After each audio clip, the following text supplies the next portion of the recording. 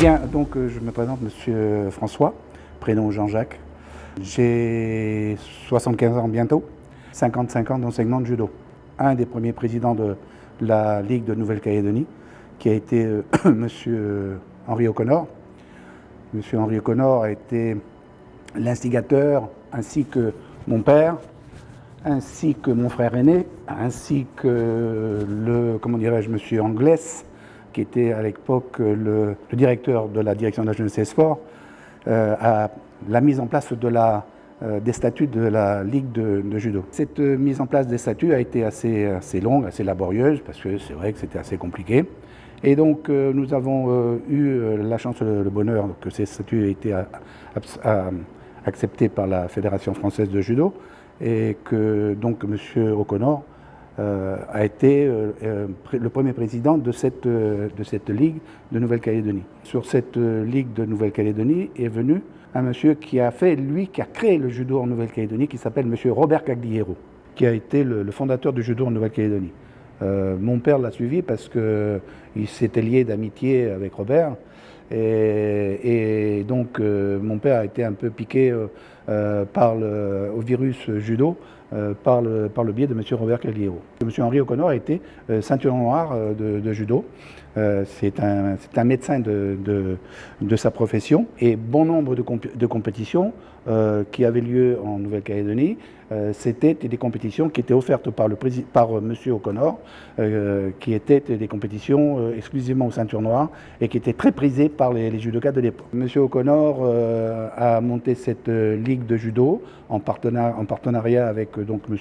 Cagliero, et mon papa, Henri François, qui lui a également été élu président de la Ligue de judo, mais il n'est pas resté longtemps, malheureusement, pour la bonne et simple raison, c'est que son statut de professeur de club ne lui permettait pas d'être en même temps un président de ligue. À l'heure actuelle, c'est toujours comme ça, c'est toujours valable.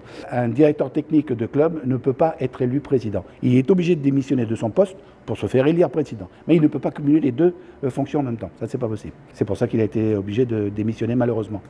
Et qui a été repris après par le secrétaire général qui était monsieur, si mes souvenirs sont bons, monsieur Toreil, qui a repris le flambeau.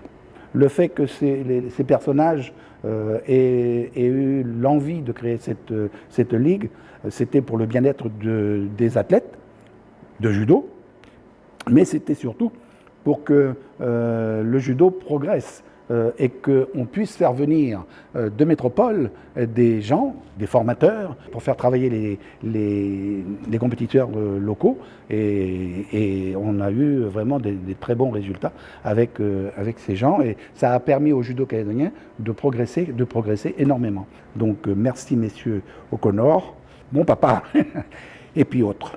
Voilà. Le troisième à avoir été président de la Ligue, c'est Roger Toreil. Il a été président de la Ligue de 67 à 71. Quand je parle de lui, j'ai une pensée particulière parce que quand j'ai appris le judo d'abord en janvier 67 à l'armée, et quand je suis arrivé en Calédonie en mois de juin 67, j'ai continué le judo au judo club militaire, et c'est là que j'ai connu Roger Toreil, qui n'était pas tout à fait encore président de la Ligue, mais qui était le prof de judo du judo club militaire. Il a dirigé après le club de la SLN que j'ai incorporé à la SLN en tant que judoka et en tant que salarié également. Roger Toreil était un bon président, je m'en souviens, c'était quelqu'un de très sympathique. C'était un judoka, il ne faut pas l'oublier, c'était ceinture noire deuxième dan, donc il savait de quoi il causait. Voilà, je ne peux pas malheureusement dire plus de choses que lui. Il est décédé depuis plusieurs années déjà. Et puis voilà.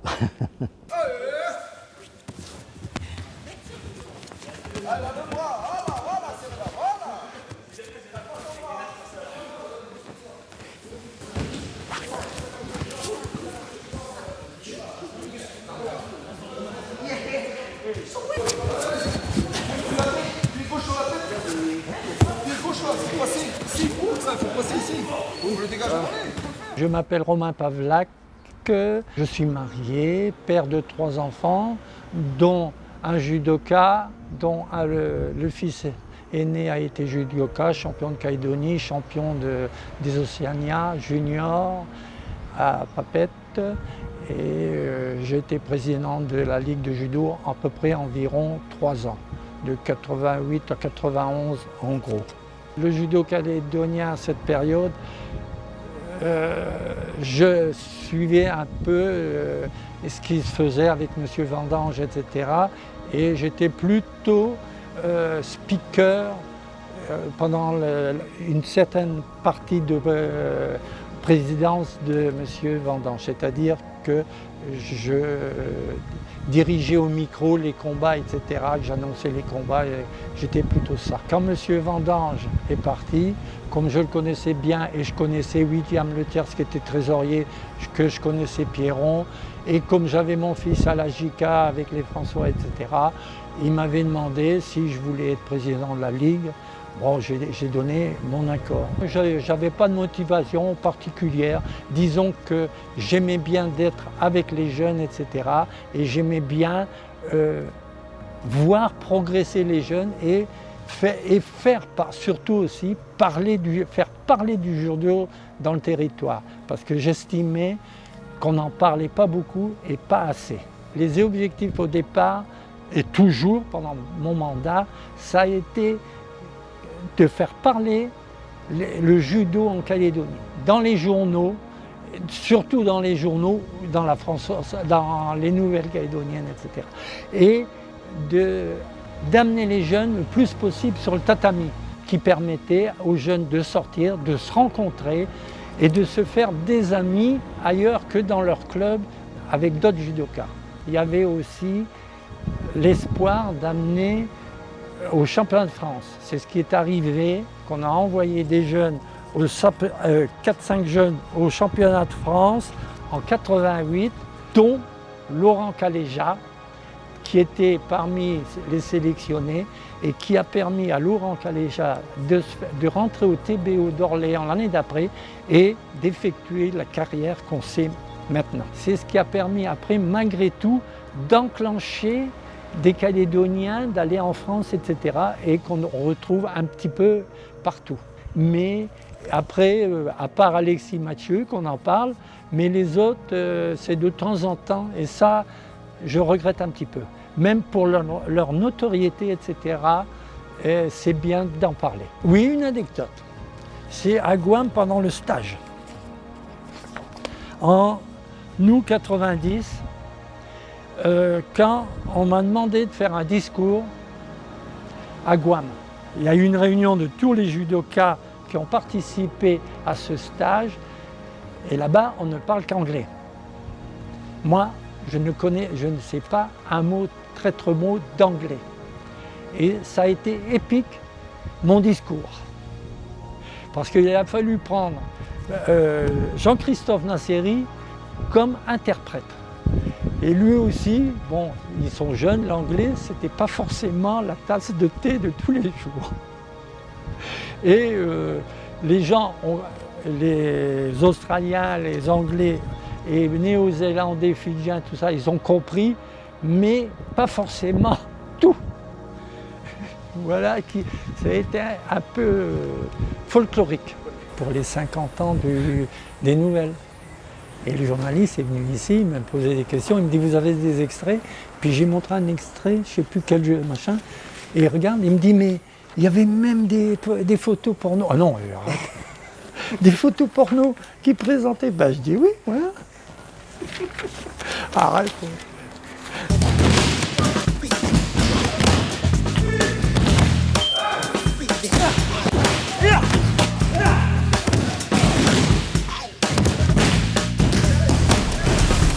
Francis Luigi, je suis prof de judo au Kaju Paita. Je vais parler au nom de mon père Alain Luigi, qui a été président de la Ligue durant 9 ans. Alors il faut savoir qu'à cette époque-là, le judo calédonien était en difficulté parce qu'il était sous tutelle de la direction Jeunesse et Sport.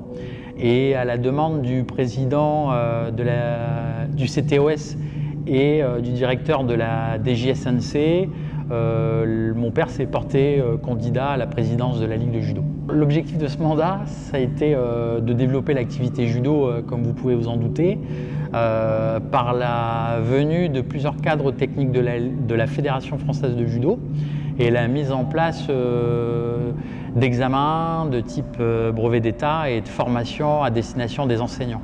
Alors en ce qui concerne les réussites, il y a eu la mise en place du dojo de la Ligue de judo. C'est une initiative d'Alain Luigi, donc le président de l'époque. Il a procédé à la conception du dojo et ça a abouti au dojo de la Ligue de judo qu'on connaît actuellement. D'autres réussites à son actif, il a organisé plusieurs tournois internationaux, avec notamment l'accueil de délégations étrangères en provenance de France, d'Australie, de Nouvelle-Zélande et des îles du Pacifique. Il a organisé également un dispositif qui s'appelle le judo en milieu scolaire. C'est à son initiative qu'il a créé ce dispositif-là. Et il a fait venir Didier Janicot, qui était à l'époque le référent du judo au niveau national en ce qui concerne la pédagogie. Et ça a concerné à peu près 700 gamins à l'année sur l'enseignement du judo au milieu scolaire. En ce qui concerne Alain Luigi, peut-être le seul regret qu'il avait, c'est que comme il était dirigeant au niveau de la Ligue de judo, mais non ceinture noire, il était ceinture marron. Et pour lui, ça a été vraiment un problème à un moment donné parce que il s'était aperçu rapidement que le fait d'être ceinture marron, il y avait des portes qui se fermaient. Et c'était le seul regret qu'il a formulé durant son mandat de 9 ans. Je voulais aussi saluer l'implication de Max Ciabatti, qui était à l'époque le trésorier de la Ligue de judo et qui a été un gestionnaire exemplaire des finances de la Ligue de judo à cette époque. Il y a une belle anecdote que je voulais raconter, c'est que Alain Luigi était au CHT Gaston Bourré parce qu'il était à la maintenance de l'hôpital et il a pris l'initiative de fabriquer ce qu'on appelle le tableau des scores. Il l'a fabriqué, c'était un tableau électronique c'était assez inédit à l'époque. Il l'a fabriqué avec les moyens dont il disposait et ça a permis de mettre en œuvre l'un des premiers tableaux électroniques pour la gestion des compétitions de judo.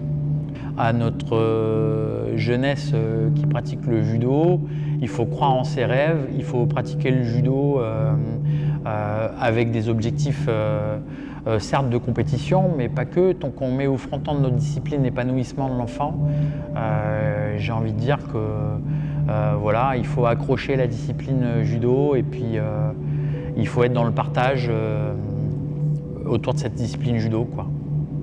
Alors je voulais aussi indiquer qu'Alain Luigi, il a participé au développement du judo par la venue des équipes renommées à l'époque, je pense au PSG Judo, avec la présence de David Douillet, et il a fait partie des premiers présidents à signer des conventions d'objectifs pour faire partir des jeunes judokas calédoniens vers des centres haut niveau en métropole.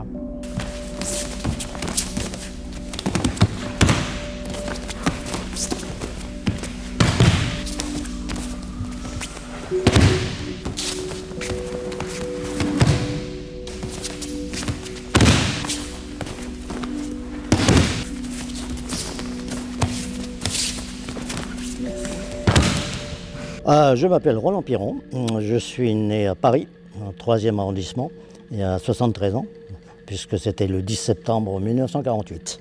Alors j'étais président de la Ligue de 2000 à 2010, c'est-à-dire 10 ans, que j'avais pris en 2000 avec environ 800 licenciés, et 10 ans après, on était monté presque à 1500. La situation, quand j'ai pris la Ligue, elle était vivante, hein, déjà 800 licenciés, c'est déjà pas mal pour une ligue. Enfin, il y avait une activité sportive qui était assez soutenue, hein.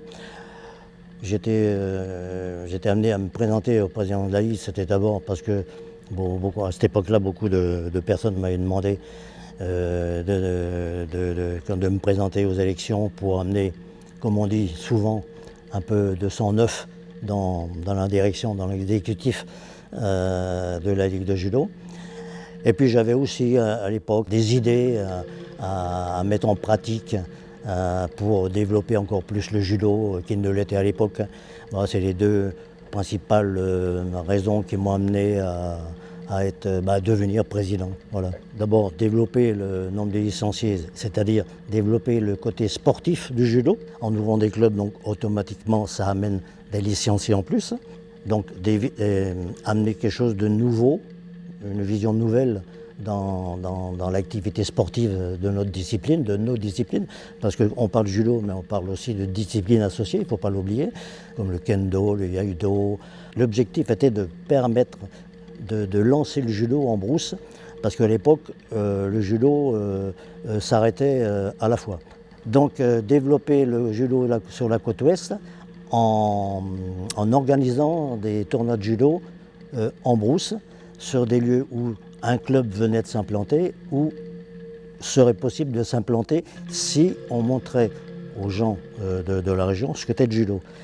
Et ce tournoi a fonctionné pendant 10 ans. Un autre objectif que je voulais aussi à l'époque, pour permettre à nos athlètes de sortir un peu plus du cadre Australie-Nouvelle-Zélande, parce que les athlètes calédoniens sortaient beaucoup en Australie et Nouvelle-Zélande, soit quand il y avait les Océanias, soit aux tournois locaux, les tournois majeurs, Sydney, Brisbane, Melbourne, Auckland. Donc ce que je voulais, c'est sortir un peu les athlètes en dehors de cette zone. En tant que président, on aimerait bien que tout se passe bien, hein. On rencontre toujours des difficultés. Diriger une ligue, c'est pas un long fleuve tranquille, hein, c'est évident, hein. Déjà, il faut donner de sa personne. Et si on veut que ça se passe bien, il faut avoir un caractère bien trempé, mais il faut savoir écouter. Et ça, avant d'être président, c'est pas quelque chose qui était très fort en moi-même. J'avais un caractère assez trempé, assez un peu rigide. Et avec mon épouse qui n'est plus là malheureusement, mais on s'est dit il va falloir que je change mon caractère si je veux faire mon premier mandat dans des conditions optimales au niveau relationnel avec les clubs, avec les responsables des clubs, avec les profs. Et c'est une chose, je m'y suis attaché, je n'ai jamais oublié. Et ça m'a permis indirectement d'améliorer mon caractère.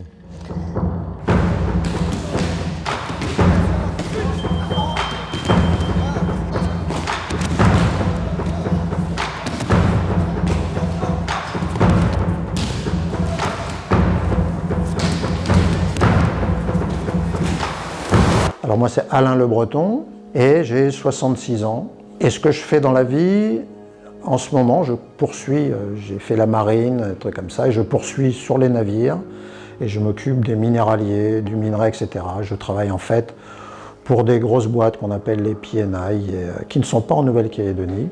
Et ça me permet de continuer à travailler toujours sur les bateaux, parce qu'il faut que je voie la mer, moi. À la Ligue de judo, donc, je suis resté 4 ans en tant que président. D'ailleurs, auparavant, je n'étais pas dans le bureau, et après, je n'étais pas dans le bureau non plus. La situation du judo était un peu particulière quand je suis rentré, disons, au comité. Le président précédent a démissionné. Le judo s'est retrouvé avec un vide. Le judo était pour moi à ce moment-là, je dis mais qu'est-ce qui se passe? Quand y a un mec qui n'est pas élu, c'est surprenant. Qu'est-ce qui se passe? Qu'est-ce qu'il a fait? Il a tué quelqu'un, Franchement, moi, je ne m'étais pas préoccupé de ce genre de choses. On entendait les querelles, un tel, machin, dans mon propre club, dit ouais, il y a machin, il n'est pas bien, etc. Celui-là, il a fait ceci et là. C'est des querelles de clochers qui existent depuis la nuit des temps. Toute la préparation des Jeux du Pacifique, je me suis occupé du judo jour et nuit ou quasiment, parce que je me suis rendu compte là aussi qu'il y avait beaucoup de choses qui étaient faites par habitude ou pas faites. Et donc ça m'a permis moi de remettre à plat un certain nombre de choses, notamment administratives, qui n'existaient pas. La Fédération française réclamait depuis une dizaine d'années qu'on refasse les statuts de la Ligue de judo, qui était aussi obsolète. Et donc j'ai pris cette affaire en main, en direct avec la Fédération française. L'objectif du mandat de président, je n'en avais pas puisque je ne devais pas être président. Donc je suis devenu président. Donc j'ai pris possession du bureau, essayé de retrouver les choses qu'il y avait dedans, qui étaient peu ou prou rangées, et ressortir, et puis demander aux gens qui étaient peut-être avant un truc, mais il n'y avait pas de gens avant, sauf un, mais qui n'y allait pas ou peu, et donc il ne savait pas où étaient rangées les choses. Bien. Donc j'ai dit, ben, on va regarder, et c'est pas véritablement organisé, eh ben on va faire à ma méthode. Situation, mission, intention, exécution, place du chef. Moi j'aime bien travailler, je suis un exécutant, je peux être bon en tant qu'exécutant, mais j'ai été capitaine, mais je suis un excellent matelot. Et d'ailleurs, un navire n'avance que si tout le monde rame dans le même sens. Et je me suis aperçu que dans la ligue de judo, et d'autres après, parce que j'en ai découvert, tout le monde ne rame pas dans le même sens. Hein. Eh bien, il faut forcer un peu la main, il y en a qui n'aiment pas, et qui mettent des bâtons dans les roues. Et j'ai réussi à me faire, j'ai été réélu parce qu'on m'a demandé de me représenter. Et pendant 4 ans, on m'a tiré dans les pneus, quoi, sans arrêt.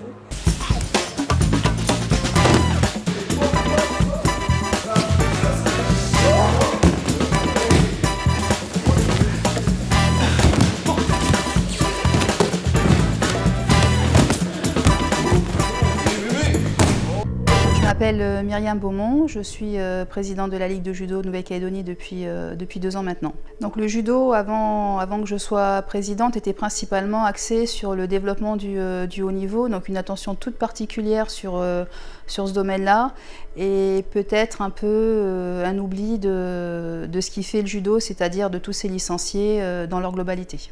Alors j'ai souhaité devenir présidente pour justement redonner la parole au club, que la masse puisse être prise en compte, hein, parce que le haut niveau c'est bien, mais c'est le haut de la pyramide, et sans la base, donc sans tous nos licenciés, sans tous nos adhérents, nos jeunes, les personnes qui font du judo loisir, du judo vétéran, sans cette base-là, il ne peut pas y avoir de haut niveau.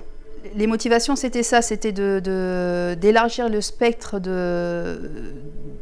du judo, de ce qu'on attend du judo, et aussi donc un volet qui me tenait vraiment à cœur, c'est le développement du judo social, c'est pouvoir proposer cette discipline à un public qui d'habitude n'a pas accès à la discipline, un public donc défavorisé, que ce soit les actions qu'on est en train de mener actuellement, c'est-à-dire de l'initiation pour des jeunes en réinsertion, ou pour des prisonniers en réinsertion, ou des femmes battues, ou voilà, travailler dans les quartiers pour développer notre discipline et lui redonner, remettre en adéquation notre code moral avec ce que fait la Ligue. Les objectifs de mon mandat qui ont été clairement affichés, c'est justement de pouvoir, par le biais de la Ligue, hein, de pouvoir développer, promouvoir notre discipline et la faire connaître au plus grand nombre, et notamment aux personnes qui sont aujourd'hui éloignées de la discipline, c'est-à-dire se rapprocher d'eux, donc tout ce public notamment en difficulté, parce que le judo c'est des valeurs morales, c'est des valeurs sociétales, et aujourd'hui, je pense que la société a vraiment besoin qu'on puisse revenir sur ces valeurs fondamentales. De par nos valeurs, une personne qui est en réinsertion, de lui remettre un cadre, ne serait-ce que d'arriver à l'heure, de saluer quand on monte sur un tapis, ça a l'air simple, mais c'est des personnes, ces valeurs-là, elles les ont plus. Et c'est des valeurs, c'est des choses qu'on doit faire dans un dojo, mais qu'on doit faire aussi en société, à la maison, à l'école. Donc si on arrive à leur redonner ce cadre-là, de par notre code moral, de par nos valeurs, ça ne peut être que bien, et c'est s'inscrire dans ce projet sociétal qui aujourd'hui est porté par toute la Nouvelle-Calédonie. Alors les succès, ça a été compliqué parce qu'on a eu la crise Covid, donc les clubs ont été fermés très longtemps.